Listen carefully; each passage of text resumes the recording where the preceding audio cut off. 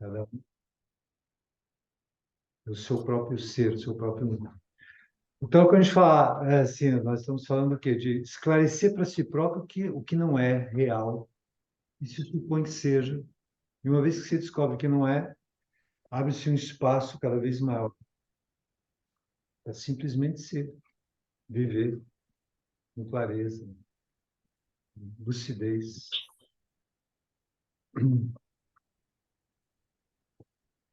Aquilo que se é. E com isso você pode acessar no outro o que o outro é. Para além do que o outro pensa que é. O outro é muito além do que ele próprio pensa ser. Que isso estabelece relações autênticas, lúcidas. O que se é para o que se é. E se descobre que se é, no final das contas, é o mesmo, é um único ser em tudo. Isso é um processo, é a vida. A vida é para que isso se torne possível. Né? Todo humano se reconheça infinito, divino. Faz sentido para vocês isso?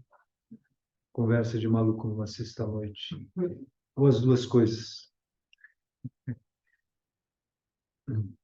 Legal. Mas a pergunta é assim: quem de vocês pratica yoga, meditação, alguma terapia assim? Alguém? Tá?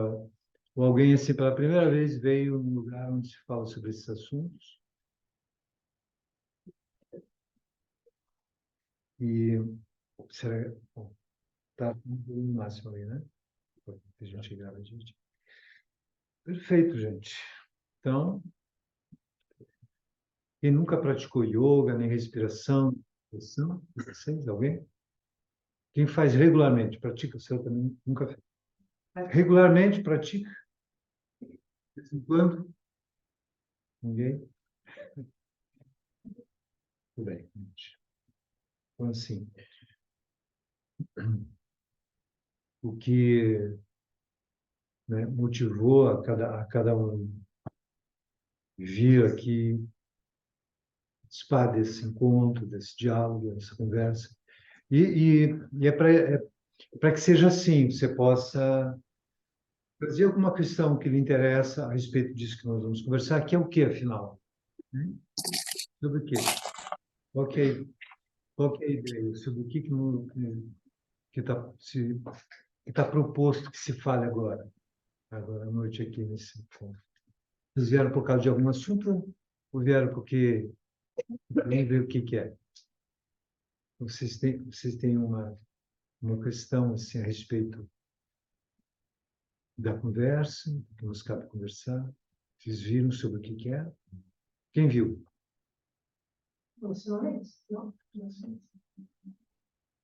Então, me interessa esse assunto? Pô, senão a gente pode falar sobre outra coisa também.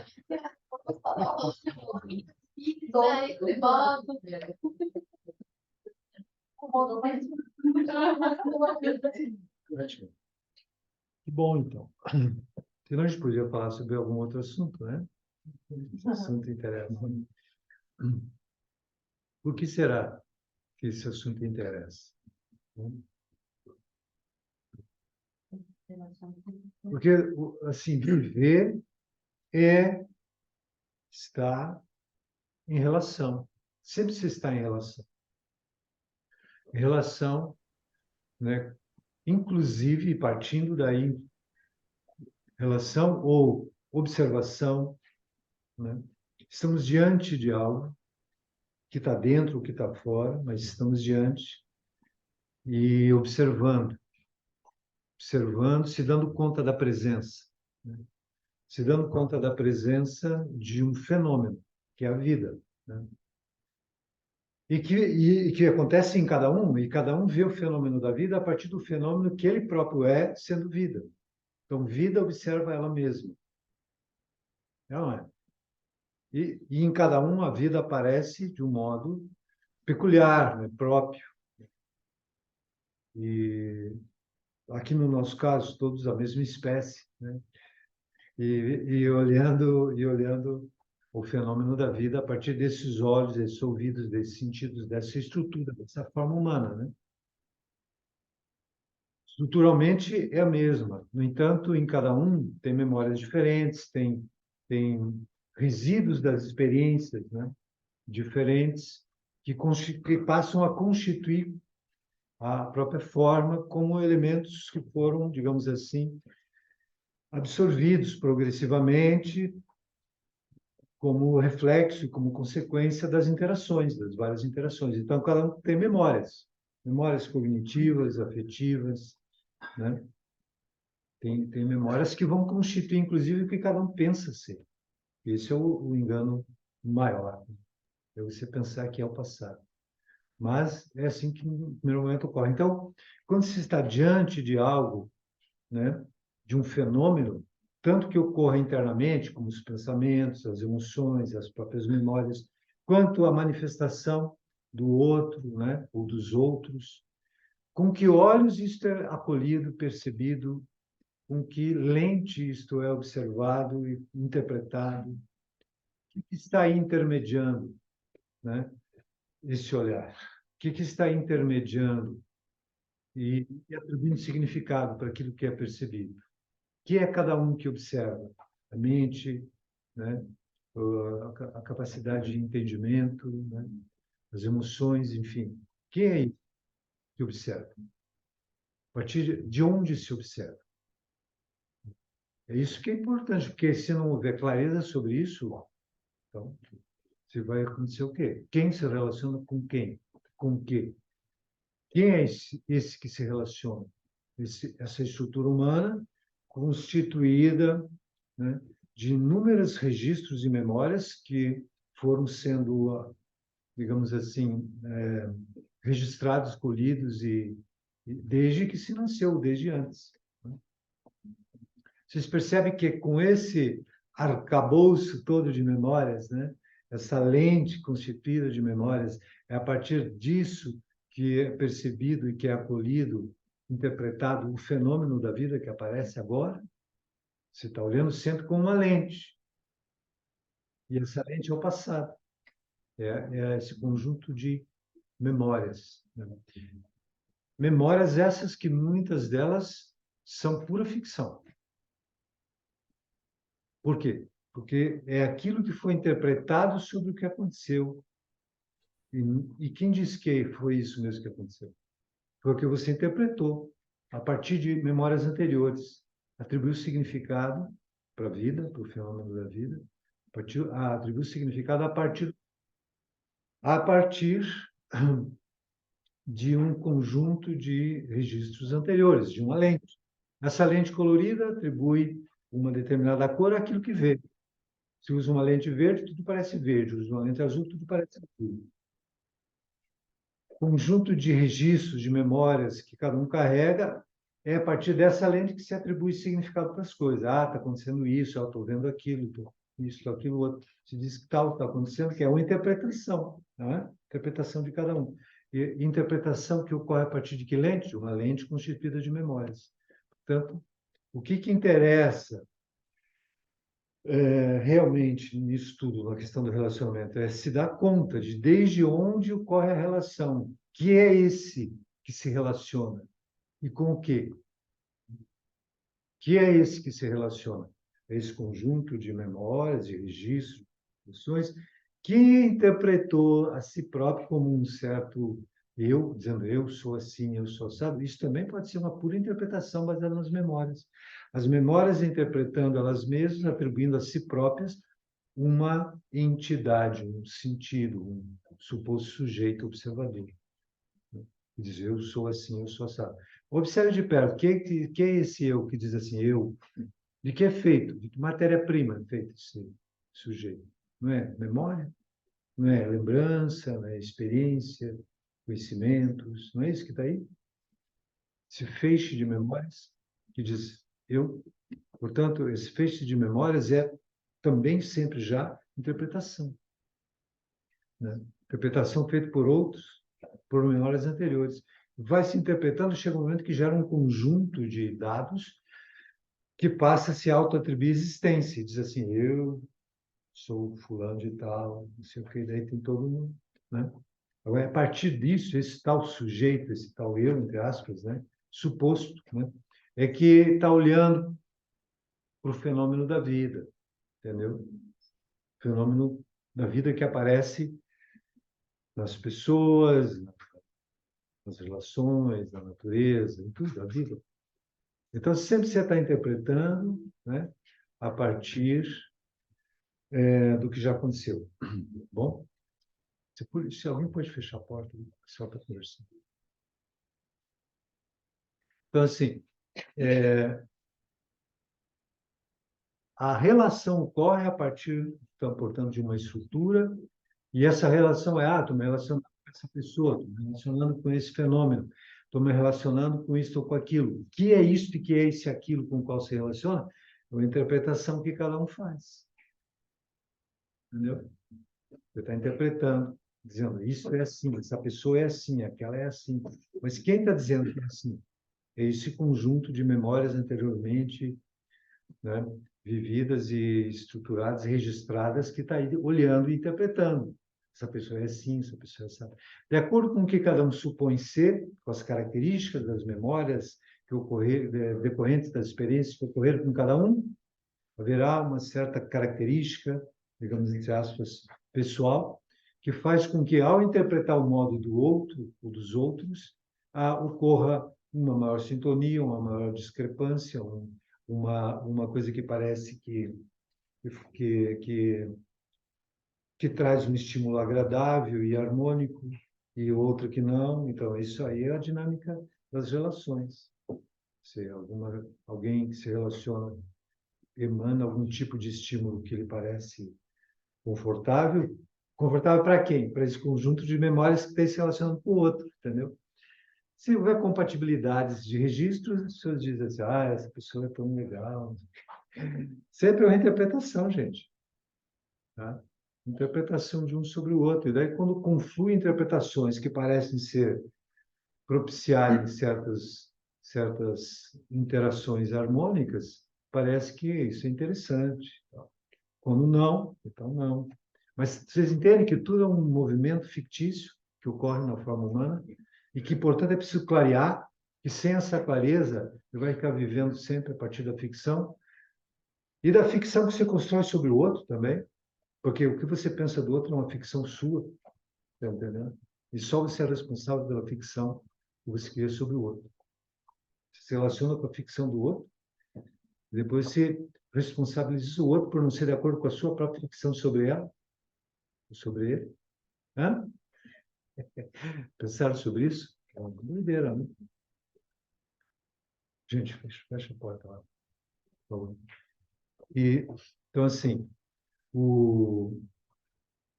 vocês percebem que você consegue, faz sentido isso que eu acabei de dizer? Tipo assim, você interpreta sobre os próprios registros e atribui assim um significado. Bom, aí olha para os outros e atribui a eles significados também. E quando há uma confluência harmônica, se acha interessante, quando não, não. Não acha interessante e tem suas. Mas é uma ficção se relacionando com a outra. E as ficções mudam. E a dinâmica das relações também muda a partir das mudanças ficcionais em cada um. E isso a gente chama de vida, mas é pura ficção. Gente, o que nos cabe é fazer com que isso pare de ser ficção e seja autenticamente real. Para isso é preciso desconstruir as ficções. Enxergar a ficção como ficção. Clarear. Agora, a partir de onde você vai olhar para desconstruir a ficção? A partir de onde que não seja outra ficção? Isso é a questão do yoga. Essa é a questão da meditação. É a possibilidade de um olhar livre do tempo, livre das memórias. Isso não é brincadeira, não. Isso é uma possibilidade de um olhar livre do passado. Livre, ponto. Livre, que ocorre desde ele próprio, não como um conjunto de registros do passado. Para isso, é preciso qualificar a percepção. A percepção desse nível não está dada, não é de graça, não é própria, já, natural. Não é natural. Natural, por que não é natural? Porque a natureza não precisa disso para a natureza continuar existindo.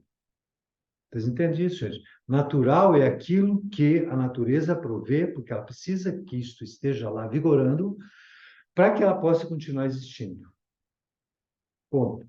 Você come, dorme, trabalha, gera os recursos para comer, para trabalhar, para se proteger da chuva, do frio, do calor. Okay? É uma atividade que a natureza provê as condições para que ocorra. Desse modo, a natureza provê habilidades, faculdades que impulsionam atitudes, comportamentos e procedimentos que garantem a manutenção da vida, da natureza. Aquela, né? Você não esquece de comer todo dia, você não esquece de dormir também, você se protege do frio, do calor, é a inteligência da natureza. Tem esse movimento interpretativo, tanto ficcional, baseado no passado, que, mesmo ocorrendo a vida nessa camada tão restrita, tão virtual própria em cada um, quer dizer, tão construção histórica, empírica, tão condicionada pelo passado, tão menor do que a vida é, mas ainda assim suficiente para a natureza continuar existindo. Então, está tudo bem. Para a natureza está tudo certo. Então, a possibilidade de qualificar a percepção para sair dessa faixa básica da sobrevivência que a natureza provê e entrar num grau de percepção diferenciado desse, é preciso ir além da própria natureza. Da natureza enquanto atividade de sobrevivência, de manutenção. Tá entendendo? Então, uma potencialização da capacidade de perceber. Como disse, isso não está dado, isso é preciso desenvolver. Precisa interferir na percepção para que ela chegue num grau a partir do qual o olhar ocorre, não através da lente do passado, a partir do qual o olhar ocorre de uma instância atemporal, de uma instância ahistórica, de uma instância, digamos assim, alguns diriam da alma, ou daquilo que popularmente, né, se vulgarizou de o terceiro olho, o olho divino. O olho divino quer dizer aquele olho que enxerga claramente o que está à sua frente, sem lentes. Sem lentes do passado. Com uma lente, mas uma lente que não tem, digamos assim, não está nublada pelas memórias. Uma lente translúcida que enxerga claramente. Então, assim, a gente pode dizer o seguinte, gente, a vida é relação? Sim. Uma relação com quem? De quem com quem? Então, o que é importante para qualificar as relações? Antes de mais nada, qualificar a percepção. Senão, senão a relação ocorre a partir da ficção pessoal, baseada nas memórias. Uma interpretação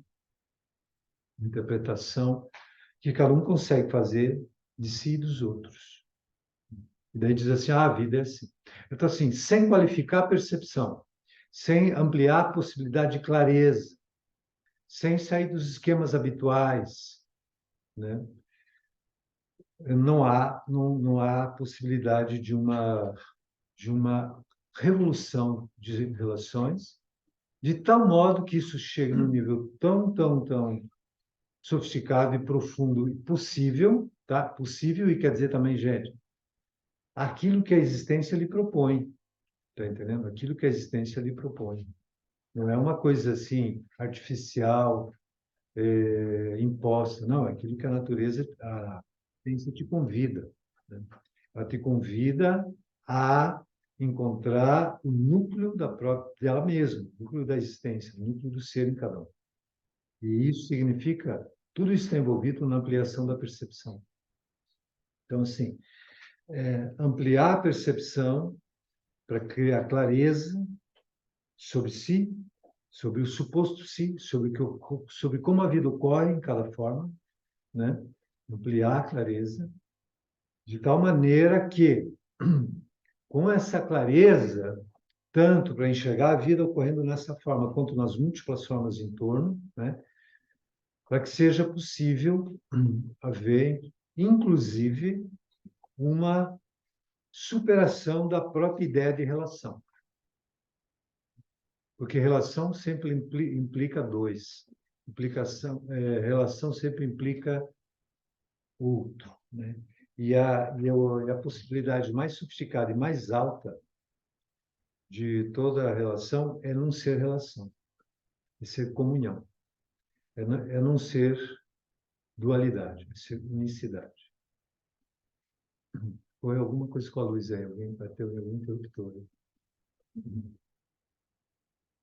Então, assim, qualificar a percepção é fundamental para que ocorra uma, um nível, né, digamos assim, de clareza nas relações, né, de tal modo que as relações não sejam mais relações, sejam comunhão, sejam consciência de unicidade.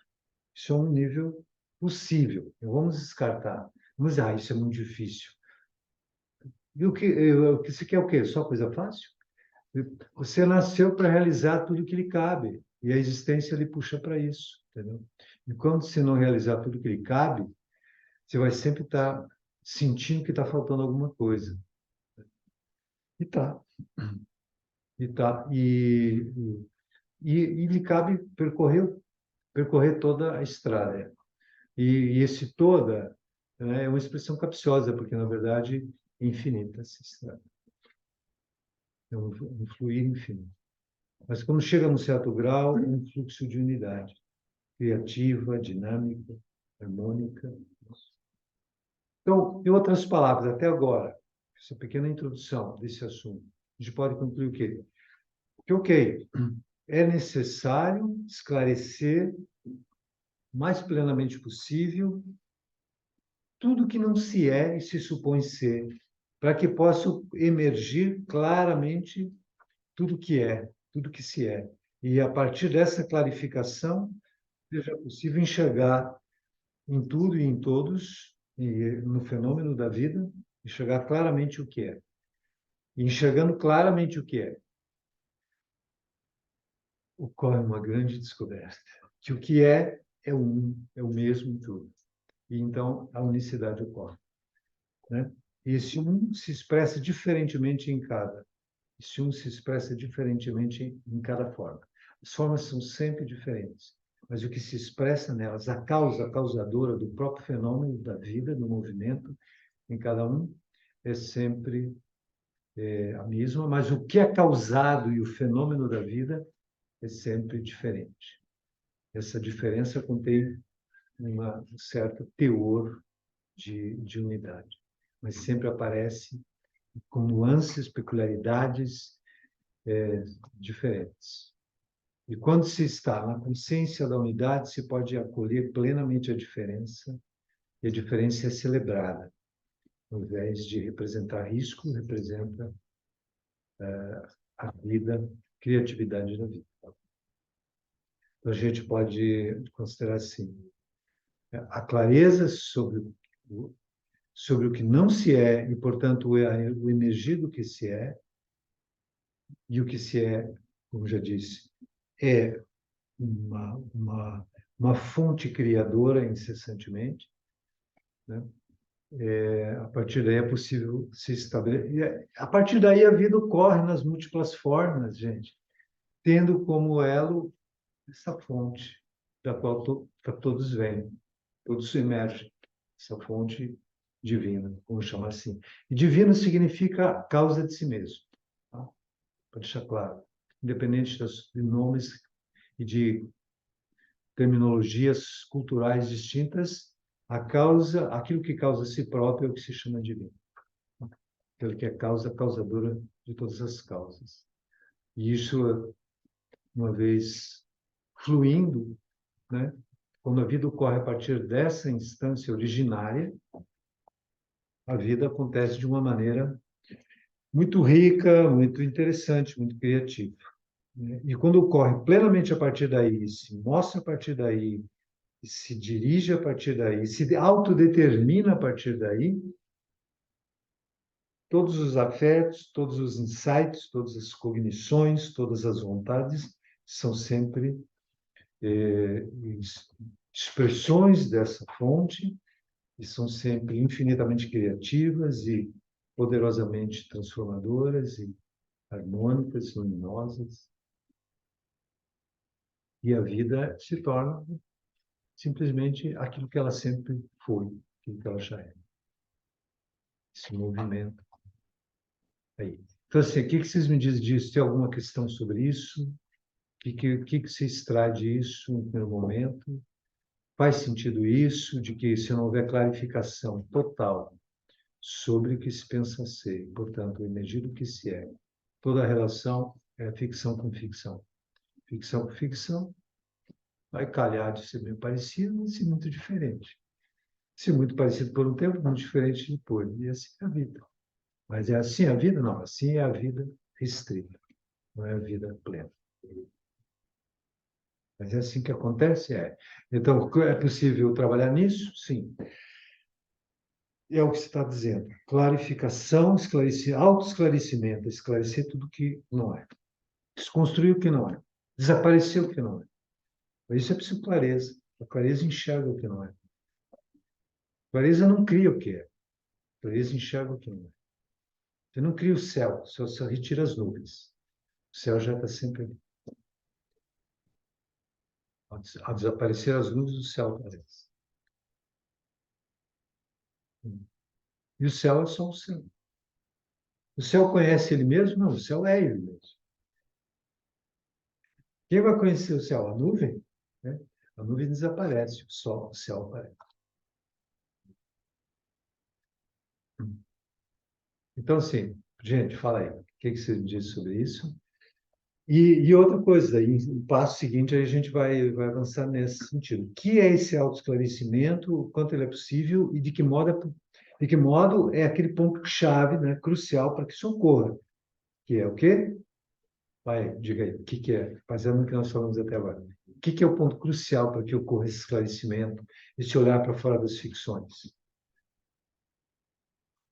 Clareza. E essa clareza, ela torna-se possível com o quê? Descobrindo que não sei. Descobrindo o que não se é. E esse descobrir o que não se é ocorre de que modo? Desde que instância? Ou seja, o que é necessário para que haja clareza? Uma viagem para dentro de si próprio. Sim, mas é preciso a viagem para si próprio. Ok, mas aí é quem está viajando e que é o si próprio, entende? Aí a clareza sobre isso tudo, né? Exige o quê? Porque, vamos lá, como está ocorrendo agora, quem está vendo o quê? É a interpretação daquilo Interpretação. que Exatamente. Portanto, é um esquema de percepção restrito baseado no tempo. Então, o que é necessário? meditação. Eu usei uma expressão, qualificar a percepção. Entende? Qualificar a percepção. É tirar daquela instância básica histórico-temporal baseada nas lentes, os registros. Qualificar é tornar possível um olhar fora do tempo, entendeu? Um olhar fora dos esquemas, um olhar que vê, um olhar que enxerga sem a lente do passado, um olhar que enxerga desde o infinito. E o infinito é a essência, a raiz de cada ser. Portanto, qualificar a percepção é toda a questão. Isso envolve meditação, isso envolve prática, não sei o quê, sem dúvida. É o nome que se dá aos recursos. Mas qualificar a percepção é sair desse esquema habitual baseado no passado e tornar possível um olhar direto, que é o que se chama de olhar divino. Olhar que ocorre desde a fonte, que enxerga ela mesma em tudo. A fonte enxerga ela mesma em tudo, porque tudo vem dela, e ela está em tudo. Então, a fonte enxerga ela mesma em tudo. O divino enxerga ele próprio em tudo, como se queira chamar. Então, assim, antes, né? Antes da gente avançar para essa questão dos recursos, das peculiaridades individuais, inclusive das polaridades da estrutura humana, do contexto no qual cada forma se encontra, né? Tudo é contexto. Tudo é contexto, gente. A vida ocorre em contextos. A vida se expressa em contexto. Contexto o quê? O contexto da espécie, o contexto do planeta, o contexto de uma série de coisas. Mas até que fica para vocês, então. Alguém tem alguma observação? Só faltam minhas palavras, né? O sistema ele nos impôs muito essa questão de separatividade do ser humano de um e outro, né? Eu acredito que o movimento não só na nova era, mas isso que nós estamos vivendo é da unificação. É me ver no outro, como você falou, e com outra roupagem, com outras experiências. Né? Entender que o outro também sou eu, mas uma expressão diferente.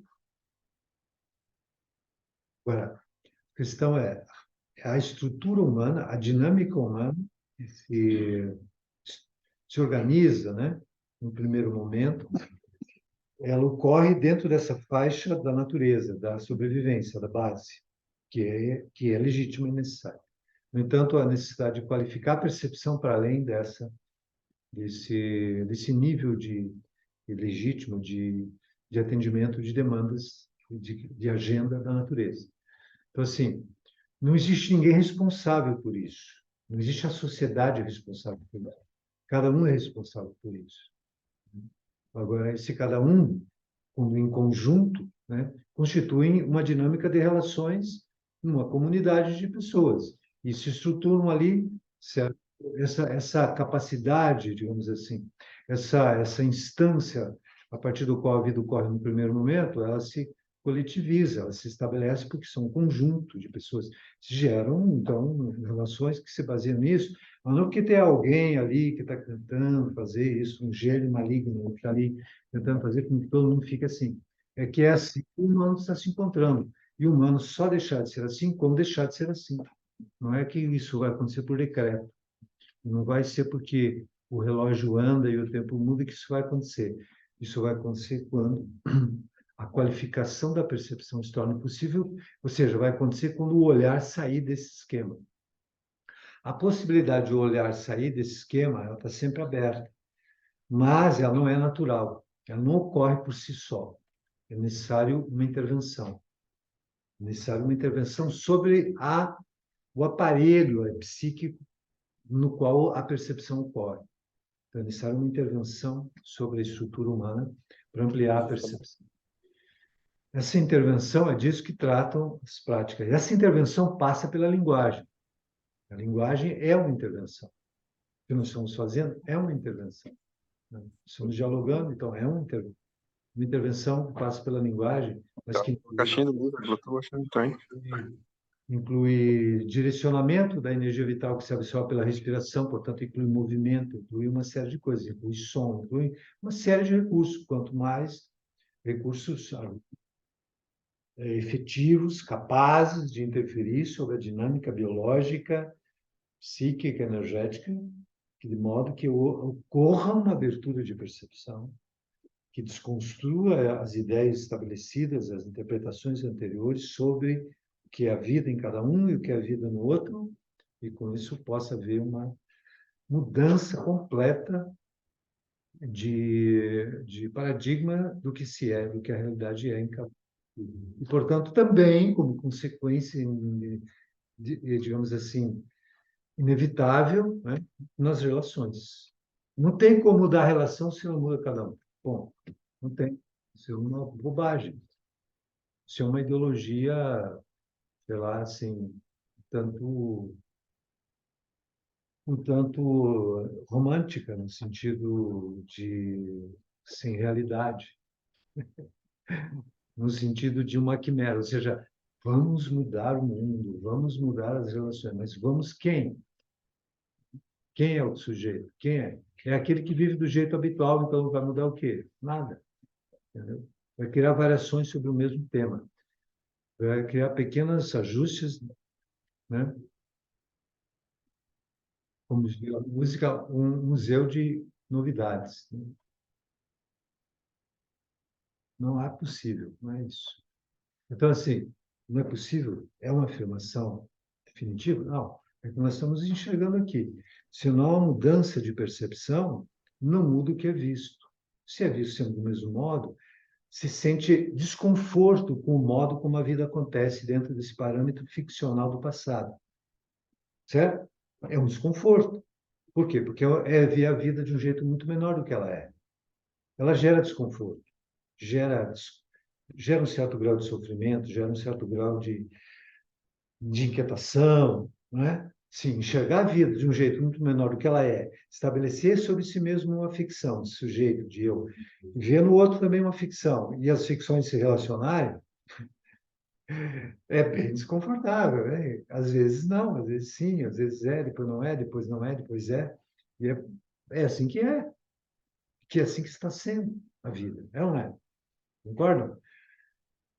Agora, exatamente porque há um certo desconforto, tal, a pessoa diz assim, não, as relações têm que ser diferentes, tudo harmônico, tudo lindo, maravilhoso. Não, não vai é. Blá, blá, blá. Mas isso aí é uma construção ficcional também.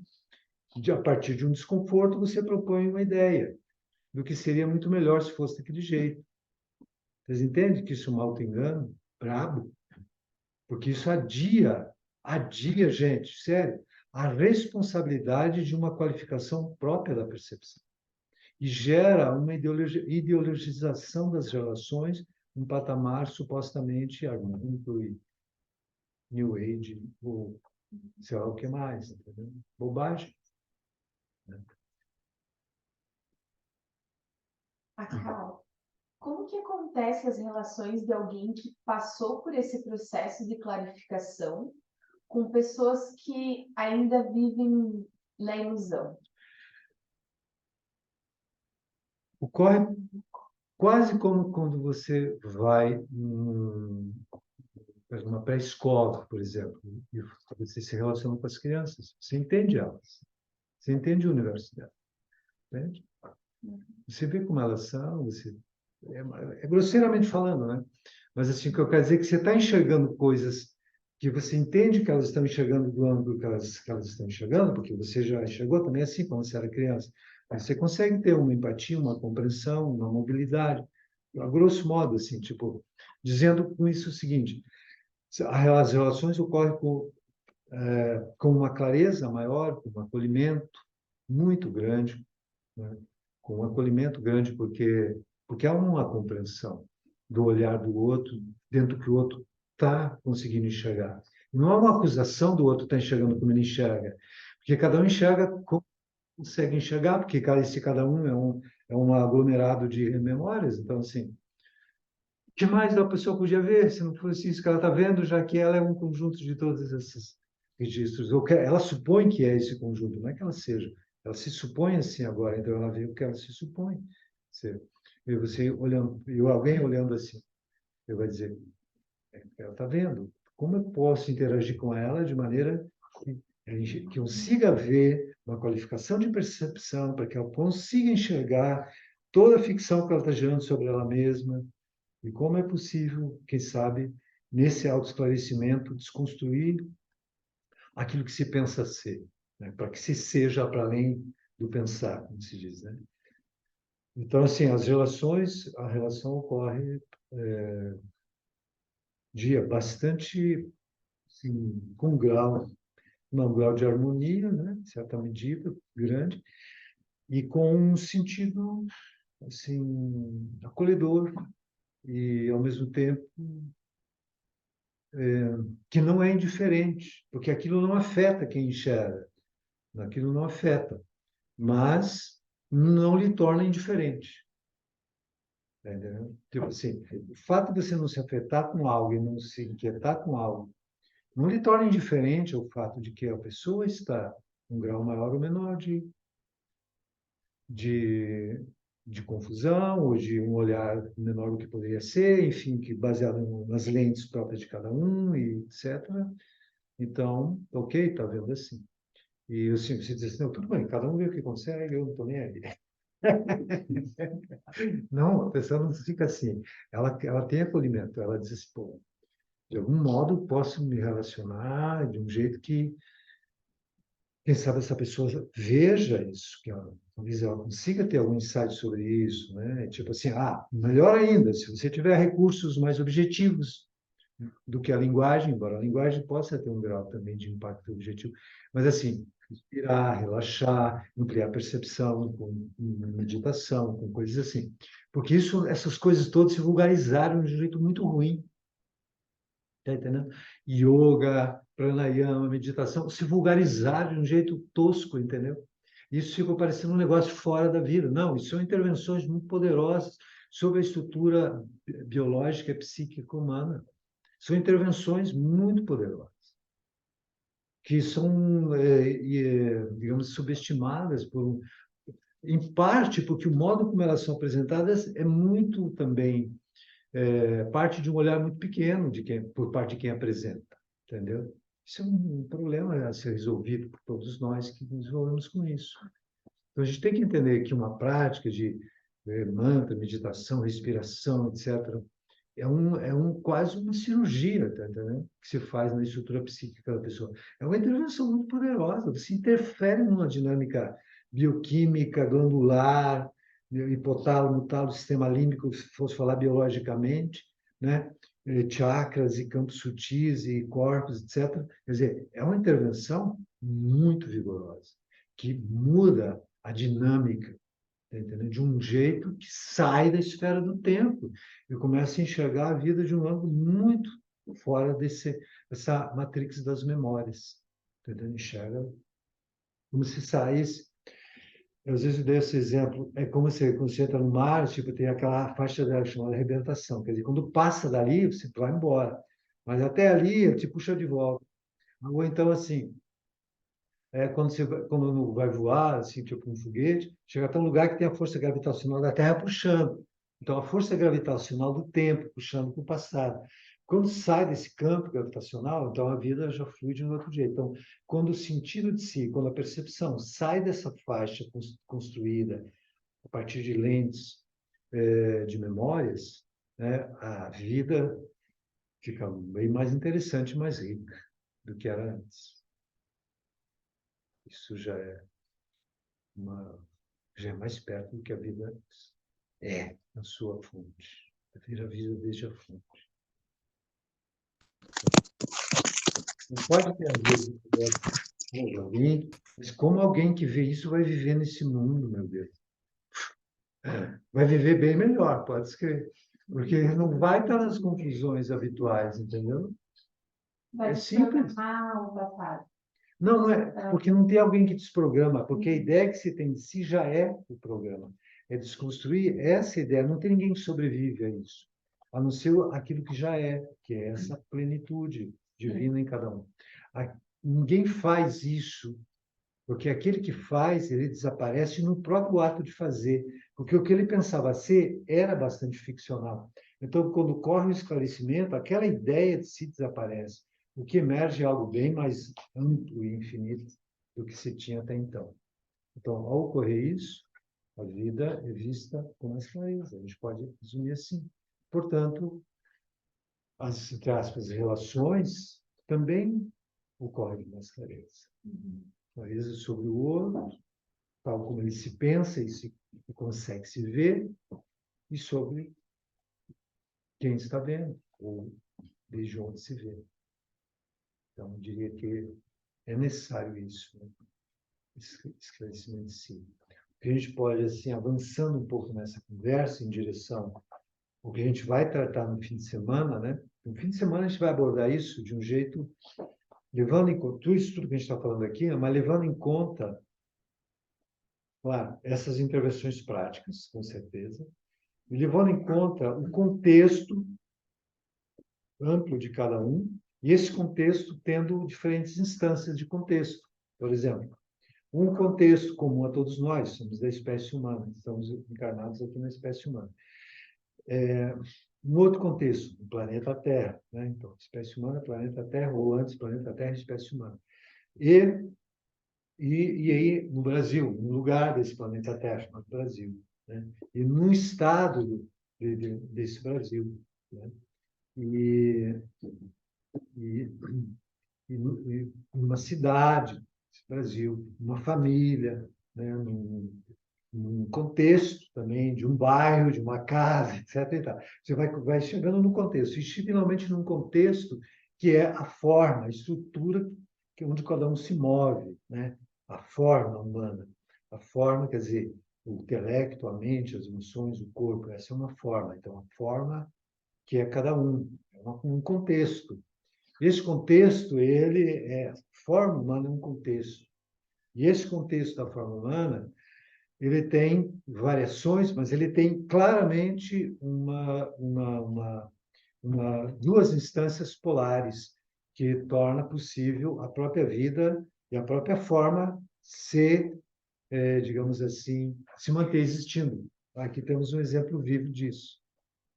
Alguém que está no 9º mês de gravidez, né? É a vida se mantendo, é a forma surgindo, outra forma, você também, uma nova forma está aí sendo gerada, quer dizer, como é que apareceu essa foto? Da onde? Só para fazer pequena, uma pequena assim, digressão, mas eu lendo um texto outro dia sobre esse assunto, quer dizer, disseram que lá no Neandertalmente falando, muito atrás, não havia uma relação entre o fato de uma mulher começar a crescer o abdômen, de repente dali cresce, cresce, sai um ser dali de dentro, não havia uma relação, né, de causa e efeito com o encontro sexual. Eu não tinha ideia que era dali que acontecia o negócio. Eu estou assim, pô, como é que esse ser tem esse negócio? Como é que ocorre isso? Então, esse ser é divino. Então, a mulher é considerada, né, com toda razão, um ser divino. É um Deus humano, ou seja, tipo assim, dela surge a vida, surge outro ser. Então, assim, havia uma consideração de que a mulher era a ponte com os deuses, na época antiga, lá, remota. E a mulher era aquela que fazia a ponte. Então, muitas vezes a mulher, ela tinha como uma função praticamente sacerdotal, né? De fazer a ligação com o divino, com o sagrado, seja como fosse concebido. Então, assim, existe, então, o contexto humano, ele tem essa configuração, né, contextual aí humana, que é a polaridade masculina, feminina e o encontro desses polos gerando, ou seja, veja só que curioso, interessante, né? O encontro dos polos faz com que emerja a ação do que antecede ao polo. O que antecede ao polo? É a fonte de onde os polos vêm. O que antecede ao dois? É o um, não é? Não é o um? Então, a unidade originária, causadora de tudo, o divino, o um, de onde tudo vem, aparece numa primeira instância como dois, depois do um vem o dois. Esse dois é o polo. Quando o polo se une, ele se une de tal modo que ele entra em ressonância com o um. Então, o poder criativo, que é próprio do um, se expressa ali, no encontro do dois. O dois, completamente entrelaçado, entra em ressonância com o um, e o um manifesta o poder criativo, que emerge dessa unidade, dessa unificação, digamos assim, melhor, do polo. Né? Então, assim, existe isso? Sim, isso existe. Isso que torna possível a continuidade da espécie, né? De várias espécies, aliás.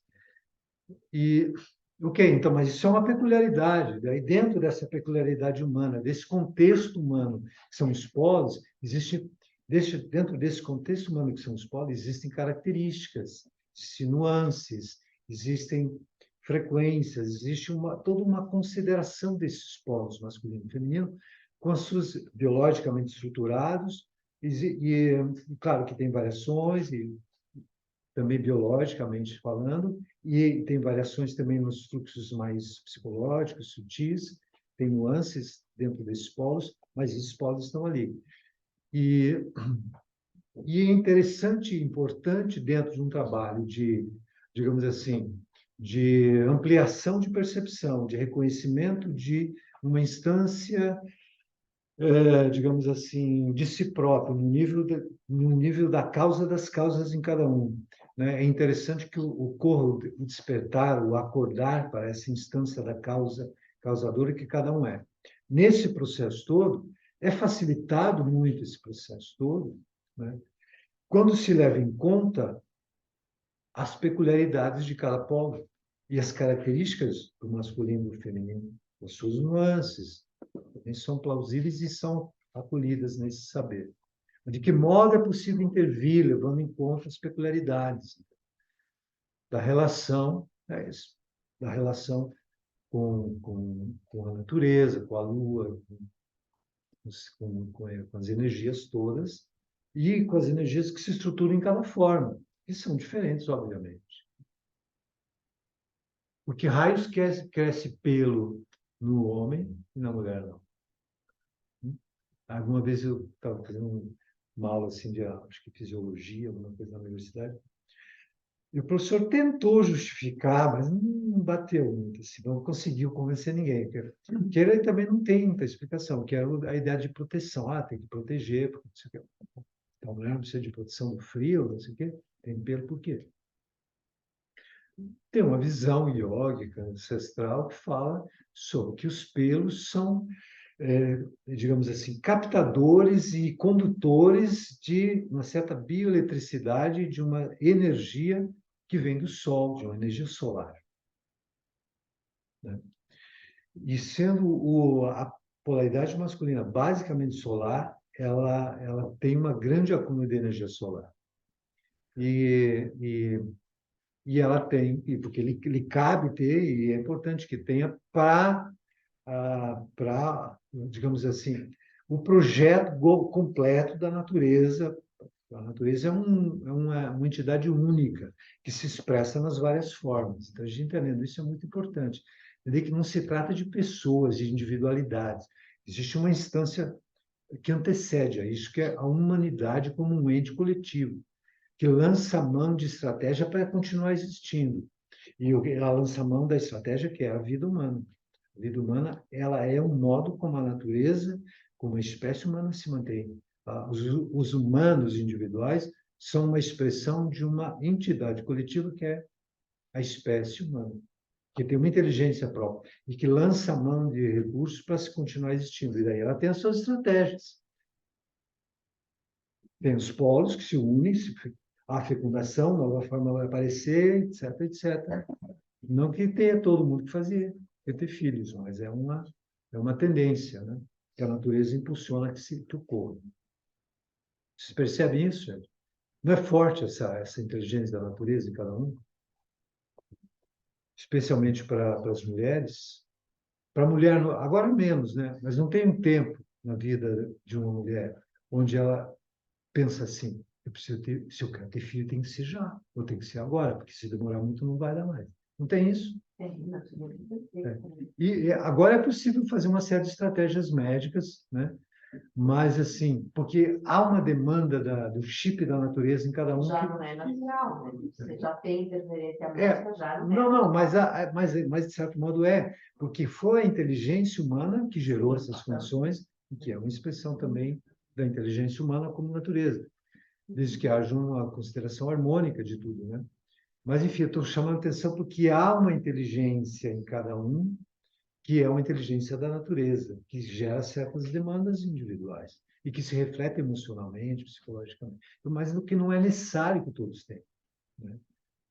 Todos tenham filhos. E é possível ter muito claramente a consciência de que a vida tem um propósito que, digamos assim, sai dessa esfera exclusivamente da natureza e chega num desenvolvimento de potencialidades psíquicas e potencialidades do próprio ser, de reconhecimento do próprio ser, que a forma humana e a manutenção da vida humana pelo impulso da natureza é importante para que o humano tenha a oportunidade de estar aqui. Mas, uma vez estando aqui, lhe cabe realizar a consciência de quem ele é. E, então, esse é o propósito da existência humana nessa visão. É ser plenamente o que se é.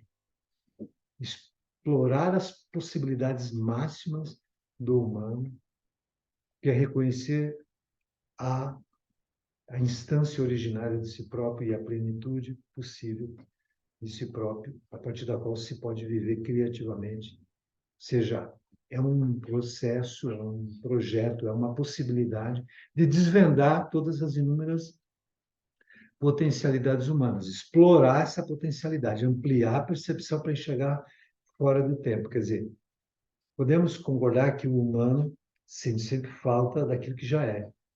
E que uma vez que entra nessa instância do ser, do originário, daquilo que origina, daquilo que causa, aquilo que é a causa, ser a partir daí é ser a partir da fonte. Ser a partir da fonte inclui tudo que veio da fonte, portanto, inclui uma plenitude. Estar vivendo essa plenitude é a grande possibilidade humana. Vamos colocar propósito, que daí já começa a gerar meu propósito.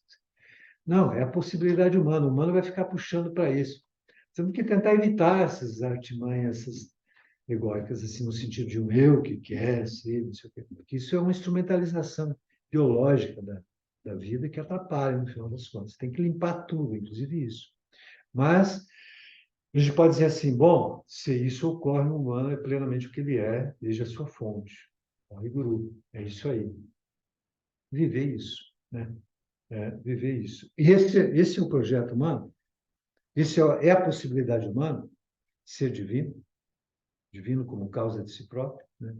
Ser divino, é a possibilidade humana. Se reconhecer, bom, isso o que é, faz sentido para mim, né? Viver é ir em direção a isso, tudo que já se é, desde uma fonte. Maravilha.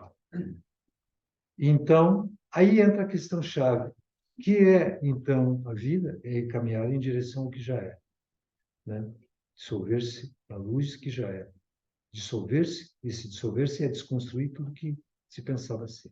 Muito bem. Então, se a vida é caminhar em direção a isso, qual o papel da própria vida dentro, qual a melhor possibilidade que pode ter quando você olha o outro, enxerga as múltiplas formas, se relaciona com todo mundo, né? Com cada um? O que pode acontecer aí?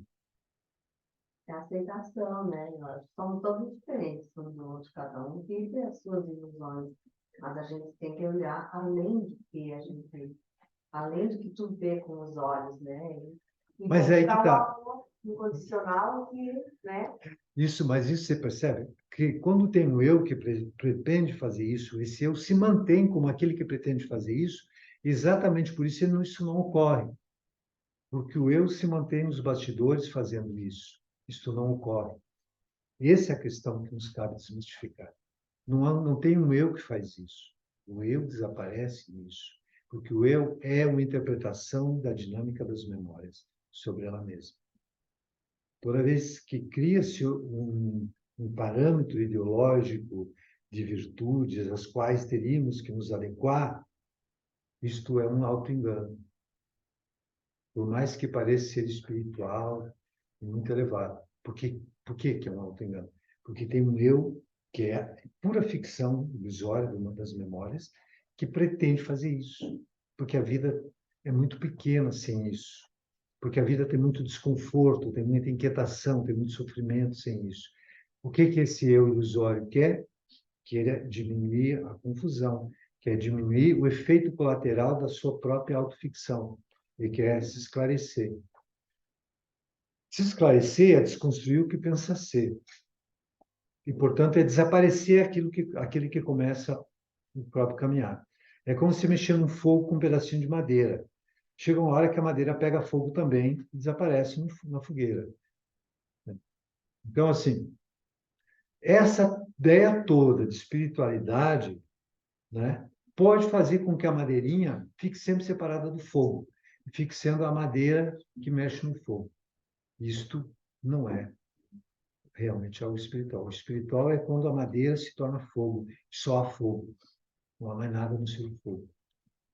Não há ninguém que sobreviva a no seu próprio fogo. Então, o melhor que, digamos assim, o caminhar em direção ao desaparecimento dessa ficção sobre si implica ampliação da percepção.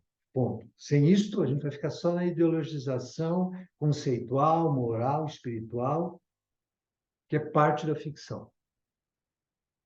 Interessante olhar isso. Se a gente não olhar isso, vai ficar nessa conversa espiritual aí pelo resto dos séculos.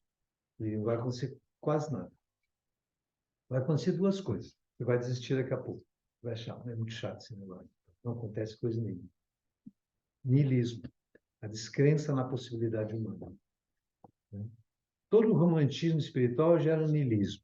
O Nietzsche já avisou isso. Isso é muito importante entender. Senão a gente cria uma série de padrões virtuosos que são parte da ficção.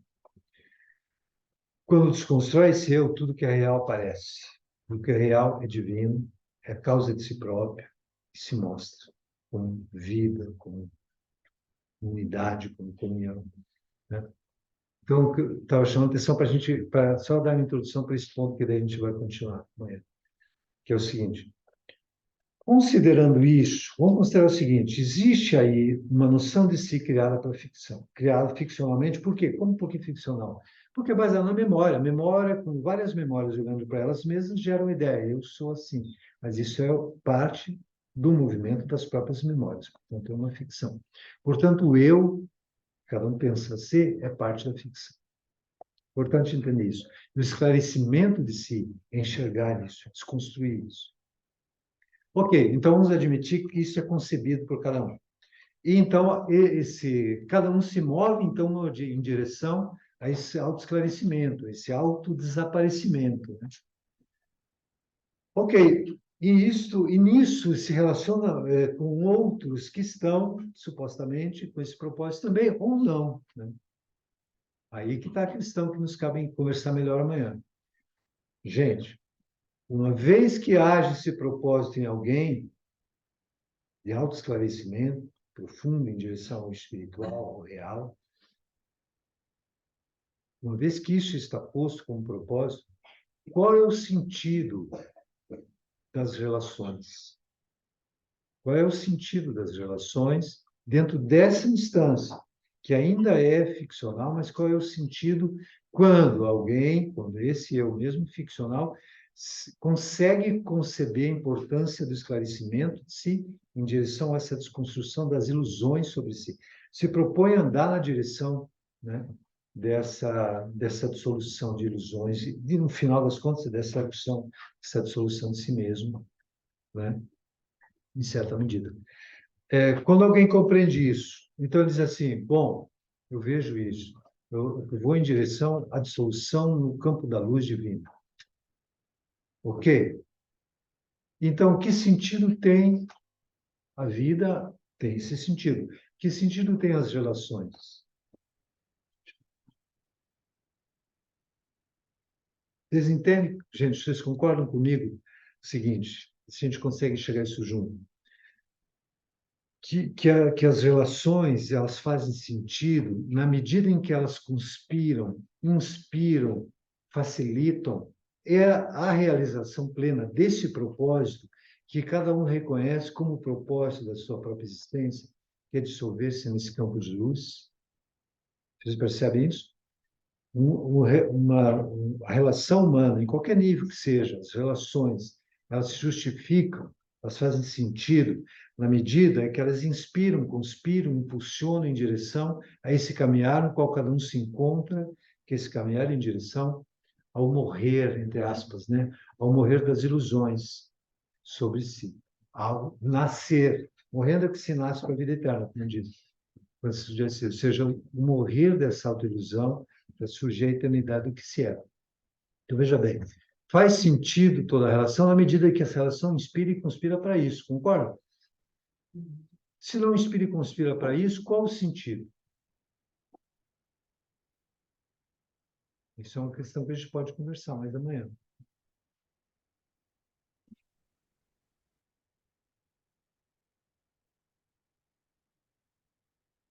Tem uma história E isso tem a ver com o que a gente pode falar mais também.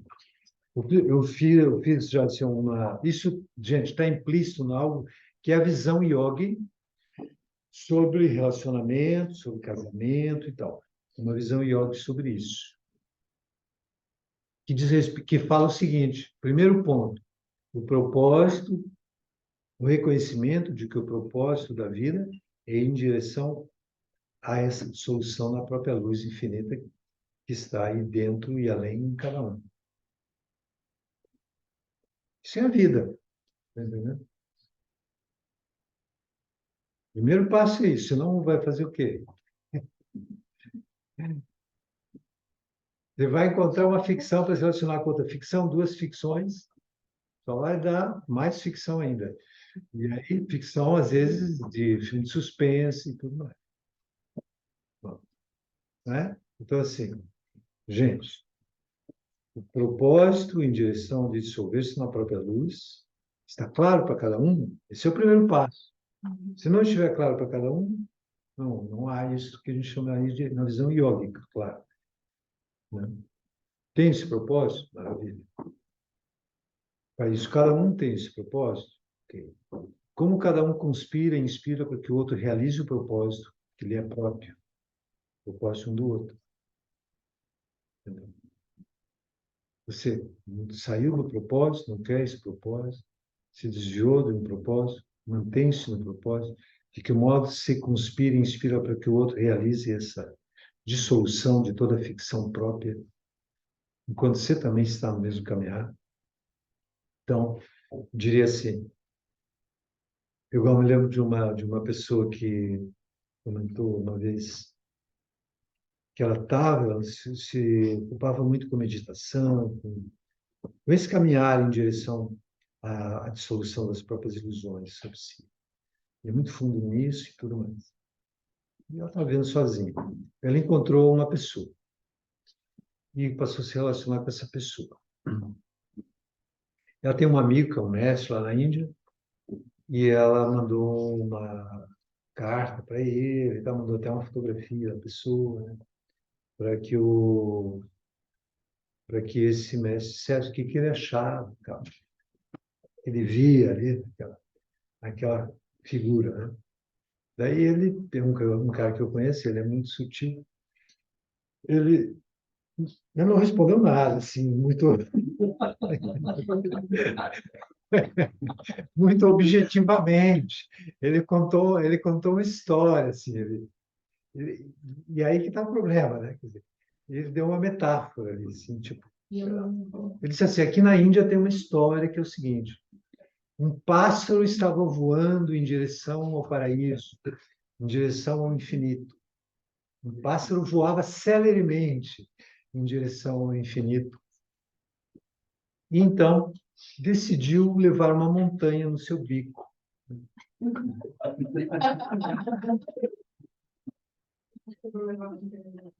E tal, pode mais alguma coisa. Ela me mostrou a história e ela estava contente. Ela achou que, assim, lhe cabia levar uma montanha para o paraíso, né? Ou seja, ela achou que, tipo, ela era um pássaro tão forte que era capaz de carregar uma montanha. Ela se sentiu fortalecida no seu propósito. Depois de algum tempo, alguns meses, ela viu que o significado da história era outro.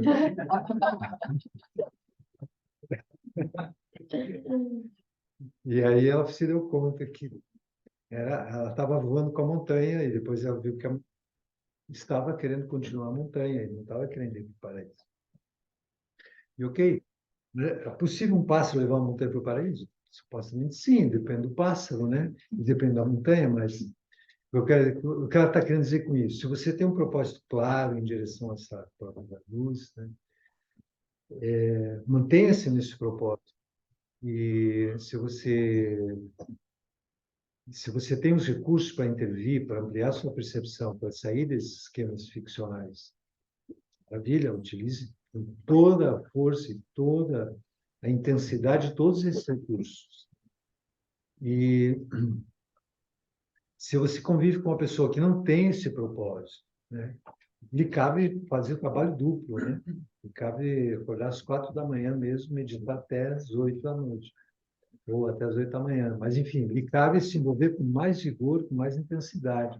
Mas não lhe cabe porque você está convivendo com uma pessoa e aquilo que você gera em você vai beneficiar essa pessoa no caminhar dela, mesmo que ela não tenha conscientemente esse propósito, ela é um ser humano e ela tem a mesma possibilidade de todo humano, que é se reconhecer divino, né?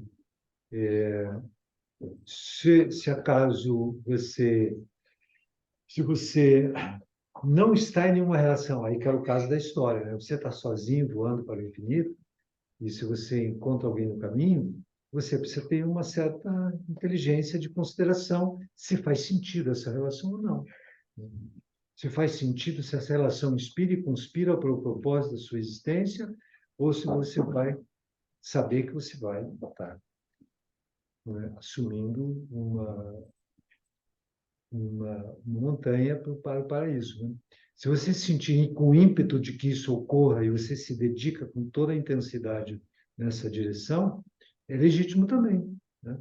Aí você sabe que o seu sadhana, na sua prática, vai precisar ser bastante intensa. Mas isso é possível? É possível, porque, nesse caso, mudando um pouco essa alegoria, o paraíso, né?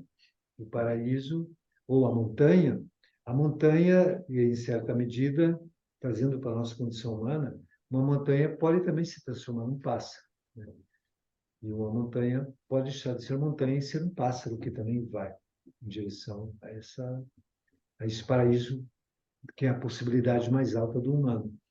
Então, assim, alguém que medita profundamente, que se envolve profundamente em todos esses processos, pode gerar um impacto vibracional positivo para as pessoas com quem ela convive. Essa é a visão do yoga. Se alguém não está em nenhuma relação, precisaria ter clareza sobre isso e ver que sentido tem uma relação se ela não vai lhe inspirar e conspirar para o seu próprio propósito. E qual é o propósito? Qual é a agenda oculta que você está carregando, que está te fazendo se relacionar com alguém que não vai inspirar e conspirar a favor do seu propósito? Tá entendendo? É preciso ter muita clareza sobre isso, gente. Você tem que olhar bem de perto. Se não tem uma sabotagem por trás dele. Por que cargas d'água você está querendo isso? Né? Se você tiver clareza sobre isso, se você tiver clareza sobre isso, é legítimo. Mas e cabe ter clareza, e não assim, você, digamos, você precisa ter clareza para que você depois não responsabilize as pessoas por serem como elas são. Elas só são como elas conseguem ser. Entendeu? E se você não tem clareza sobre como elas são, se relaciona com elas, depois você não tem que acusar elas de ser como elas são.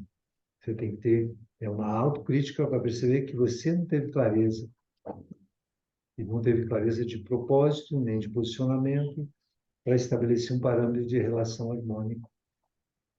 E, portanto, você não tem do que reclamar, como se diz. Concordo com isso ou não? Sim. Tipo, tornando para uma visão bem simples. Você se relaciona com uma pessoa, você tem clareza sobre essa pessoa? Qual o propósito que ela tem na vida dela? Tem a ver com o seu? Não, ela quer outra coisa. É? E por que você quer estar junto com essa pessoa? Em que nível? O que ela tem como propósito não vai interferir no seu? De que maneira? O quanto? E o quanto isso vai atrapalhar o seu próprio propósito? O quanto você vai se atrapalhar, né, com um modo diferente da outra pessoa ser? Ou não? Tem que ter clareza sobre isso. Se você, depois você vai acusar a pessoa de ser como ela é, não vai fazer sentido nenhum. Significa que lhe cabe criar mais clareza na sua vida, sobre você mesmo, sobre o que o outro é.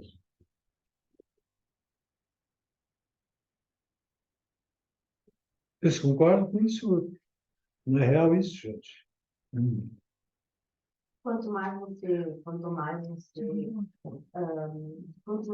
medita, quanto mais você se conhece, vai ficando assim, você vai cada vez mais, você percebe que tem alguns seres que não tem nada a ver com o seu propósito, né? E a gente acaba não sentindo falta, né? Dessa pessoa, porque ela não tem o mesmo propósito, não está falando a mesma linguagem, você automaticamente você nem não sente, não percebe a diferença, não percebe a falta e até faz questão de não ficar junto, né? Se você sente que se você se atrapalha com o modo como o outro é, né, lhe cabe, sim, ser capaz de não se atrapalhar mais, né? E se não se atrapalhar mais, pode eventualmente ou pelo menos temporariamente, passar por um distanciamento, né, Uhum. que possa facilitar uma mudança, uma facilitação para o seu próprio despertar, para a sua própria ampliação. Mas uma vez que ocorra, você não se atrapalhará mais com ninguém, Uhum. independente de como o outro seja. E daí que ocorre aquilo que a gente falou antes, o acolhimento do outro, como ele consegue ser, sem que você se atrapalhe com o modo como o outro Você é. consegue ter essa. Uhum. Né? Entendi. Mas, assim, uma coisa muito importante, assim, diante, depois a gente pode explorar mais esse fim de semana e ter mais práticas sobre isso. Mas considerando como uma introdução ampla, né? É preciso ter clareza sobre o próprio propósito. Às vezes tem propósitos sobre essa questão da dissolução na própria luz, tal. Bom, para chegar nesse propósito como ponto central de encaminhamento da própria vida, isso implica um grande amadurecimento já. Implica uma grande clarificação já sobre si próprio, sobre o processo em cada um, entendeu? Para que haja muito claramente estabelecido um propósito predominante sobre todos os demais propósitos, legítimos até da vida, mas que haja uma predominância absoluta do propósito do autoesclarecimento, do autodesaparecimento, digamos assim. Quando esse propósito vigora muito fortemente sobre todos os demais,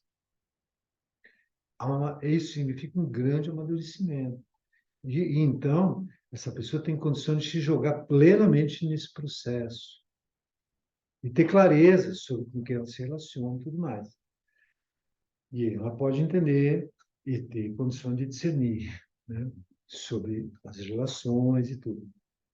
Mas, muitas vezes, as pessoas têm esse propósito de um tamanho ainda pequeno, no meio de tantos outros. E nesse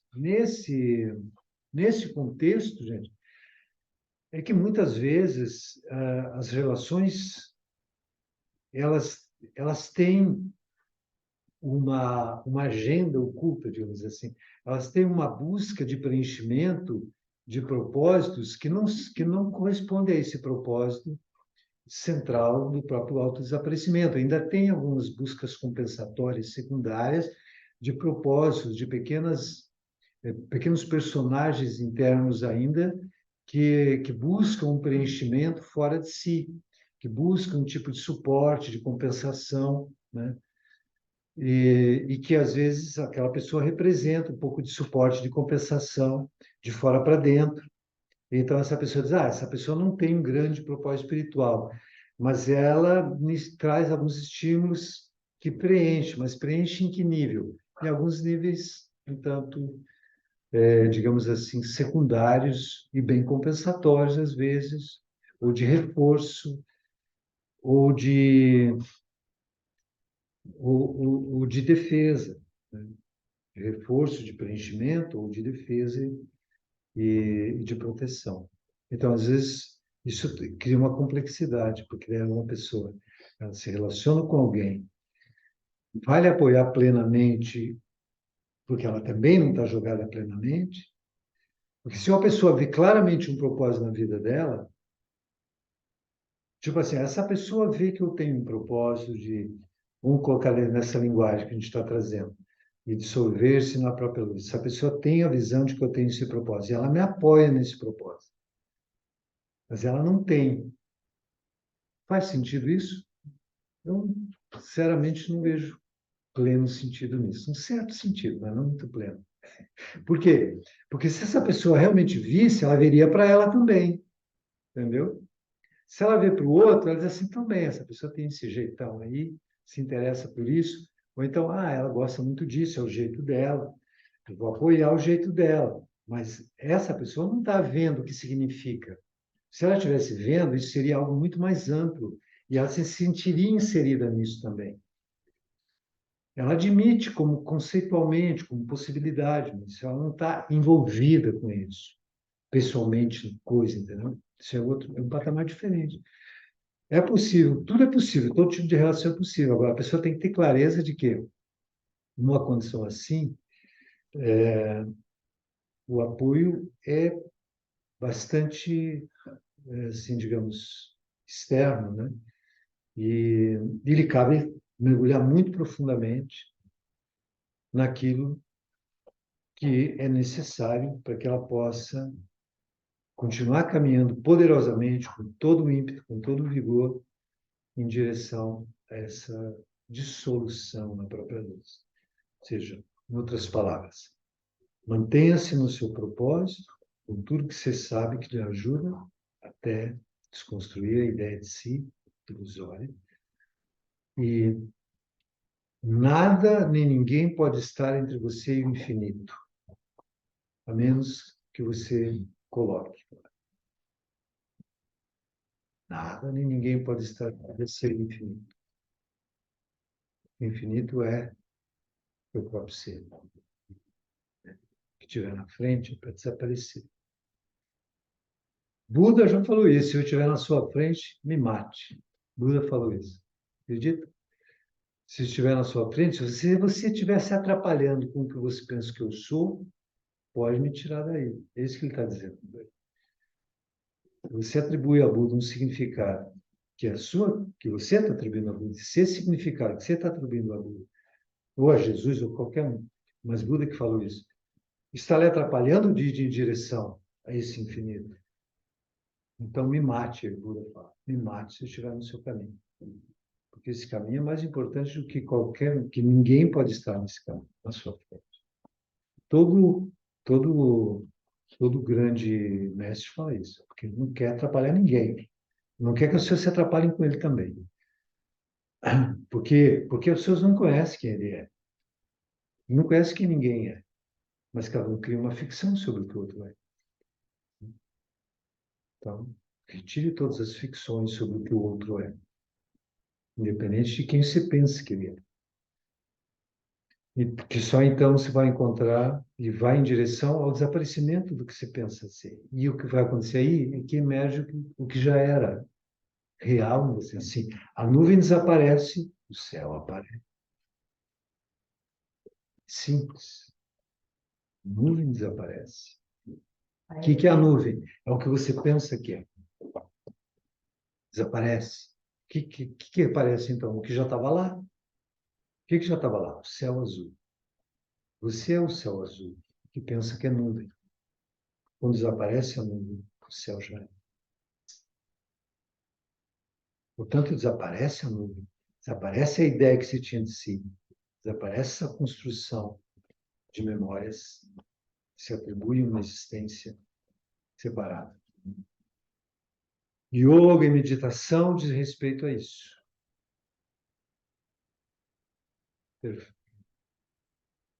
Estratégia de intervenção quase cirúrgica para ampliar a percepção e tornar possível essa plena lucidez.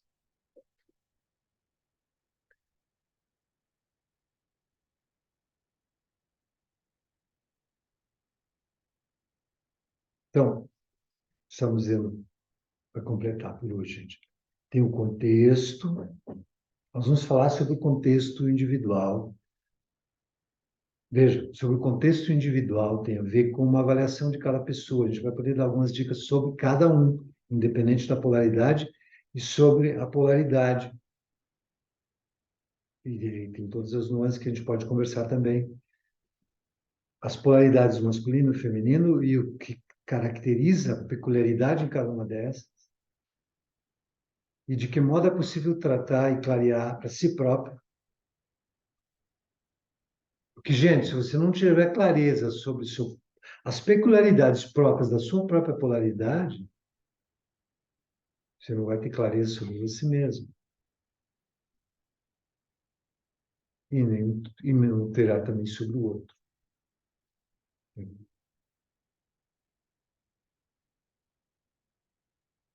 E tem características que são próprias, são tendências, que têm a ver com o contexto da polaridade, e que aparecem como características psicológicas, como nuances psicológicas.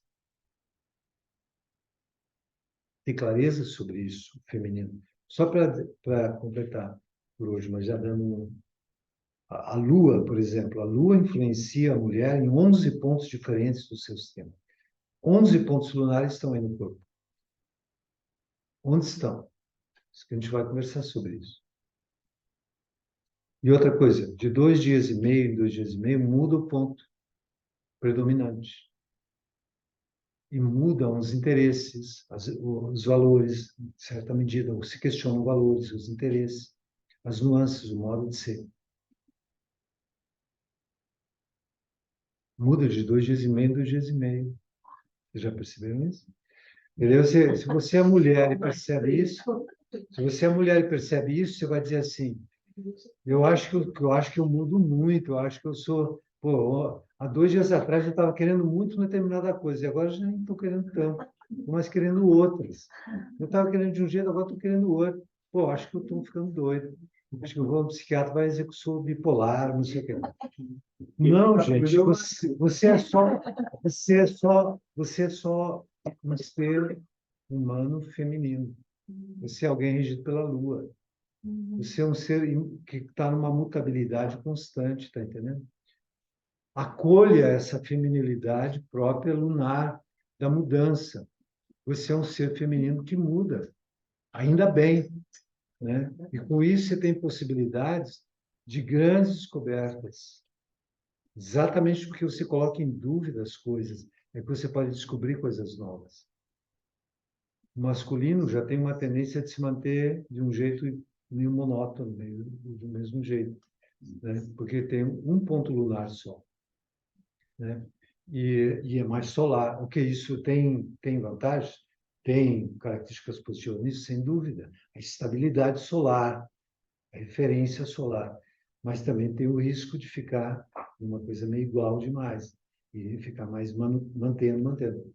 Por isso, uma sala como essa, tem muito mais mulheres que estão mais interessadas em questionar, rever, ver de novo com outros olhos, recertificar, porque mensalmente você vai ter dúvidas e vai querer ressignificar valores, redescobrir se é isso mesmo ou não é, mensalmente.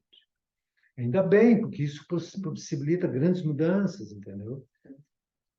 O homem também pode fazer isso de um modo muito poderoso, porque o fato de o homem ter um foco lhe permite uma grande profundidade também pelo foco. Pode chegar na raiz das coisas por causa do foco. Então, tudo tem sua característica, né? A gente vai explorar muito esse assunto esse fim de semana. Bem interessante. Eu realmente acho interessante, eu não ia ficar falando disso.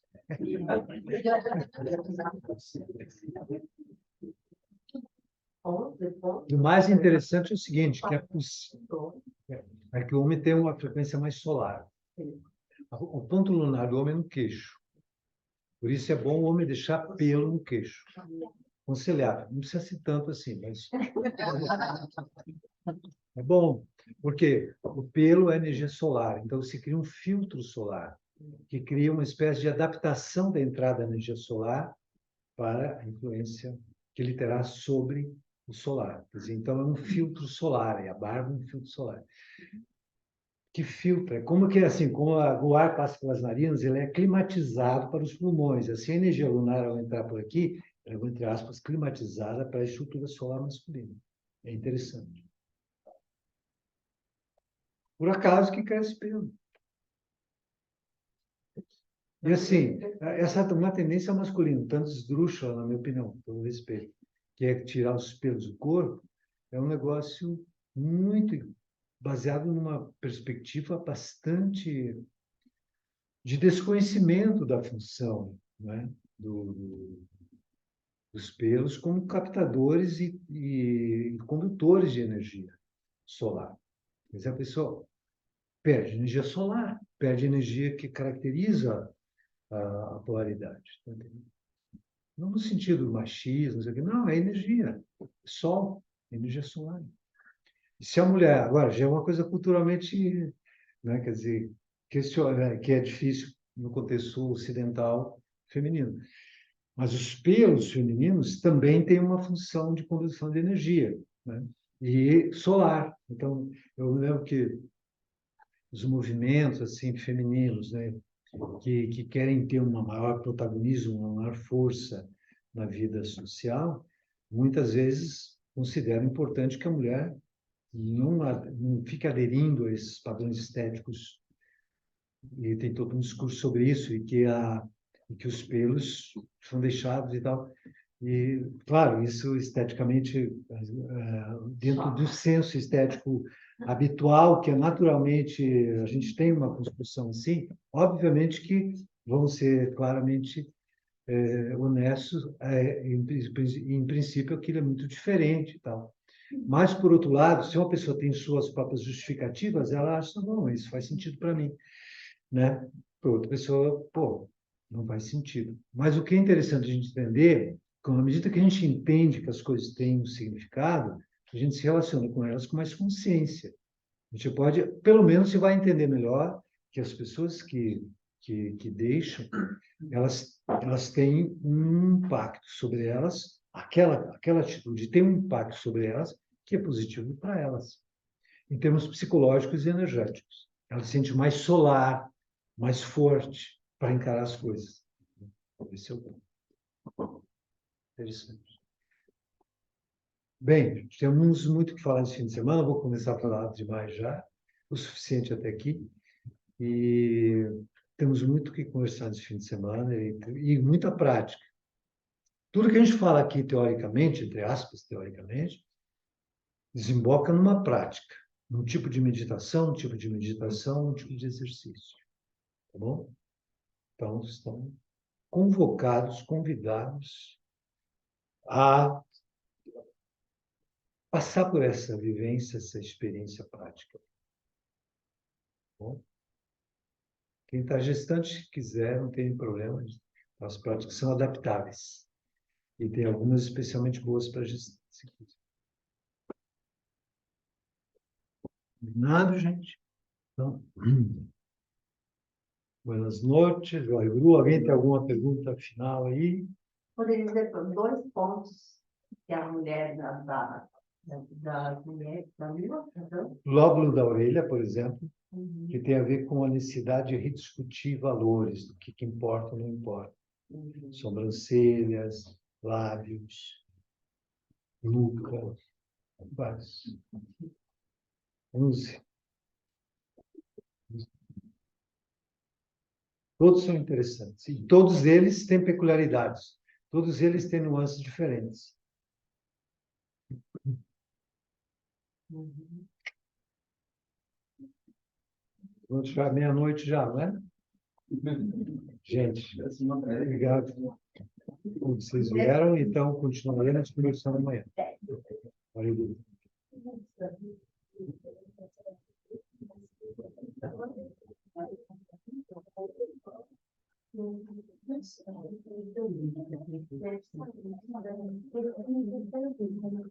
Agora já acabou.